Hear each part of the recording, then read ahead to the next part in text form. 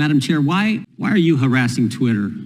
FTC's work on Twitter goes back a decade. Back in 2009. I'm not talking about a decade. I'm talking about now. 12 demand letters in 10 weeks. Over 350 separate requests you've demanded of Twitter. Why are you harassing them? Twitter has a history of lax security and privacy policies.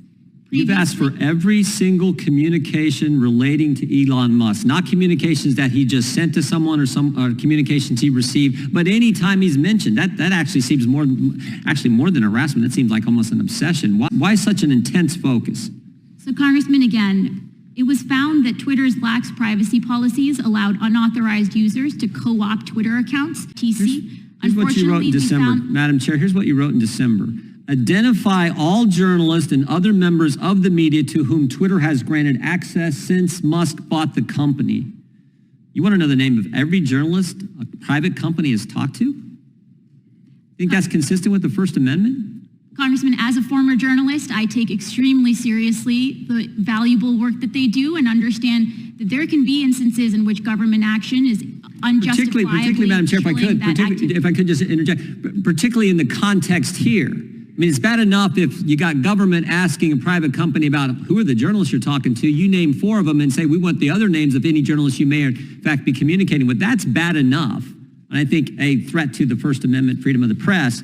But in the context of giving us information about how government had suppressed speech on these platforms, that's the context you're asking for. I think that's particularly troubling, don't you? Again, this is a company whose history with the FTC goes back Chair, a decade. We got limited time. Madam Chair, who is David Roque? Could you repeat that, Congressman? David Roque, R-O-Q-U-E. Who is David Roque? I'm not familiar with You that. deposed him last month, June 21st, 2023. David Roque is the independent partner for Ernst & Young's independent assessment of Twitter's program. That's part of this consent decree. Do you know what Mr. Roque said in that deposition? I'm not aware.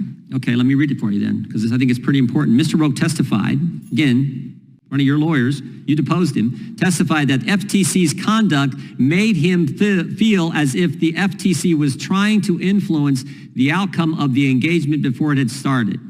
He said, in some of the discussions that we were having with the Federal Trade Commission, expectations were being conveyed about what those results should be before we had even begun any procedures. So they're the independent assessor in this consent decree the FTC has with Twitter. He's the guy. He's Joe the accountant who's going to get this information. You're telling him, you're putting your finger on the scale, telling him what you want the outcome to be, and he's supposed to be the independent fact finder. Why are you doing that? Congressman, I'm not familiar with those. Because it was just filed today, but we are. This is filed in court today, and this is your deposition. I'm happy to take a closer look at it and be back in touch. I will say as a general matter. You say Mr. Roque's line, what he testified here, what's been filed in court today? That there were suggestions of what they would expect the outcome to be, they being the FTC. There were suggestions of what they wanted him to go find in his independent assessment of the consent decree agreement between the FTC and Twitter. Again, I'm happy to take a close look and we can be back in touch with you about that allegation, but our staff are consummate professionals.